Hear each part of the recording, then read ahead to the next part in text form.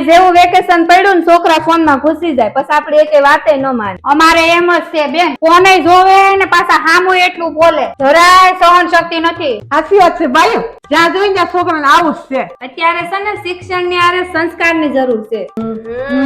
તમારી વાત સાચી, પણ આવા સમયમાં શિક્ષણ અને સંસ્કાર આપે કોણ? અરે રે, તમને નક્ષત્ર એજ્યુકેશન હબ ની ખબર નથી? ના, ઈ શું છે? એવી કઈ જગ્યા છે? શું ક્લાસીસ છે?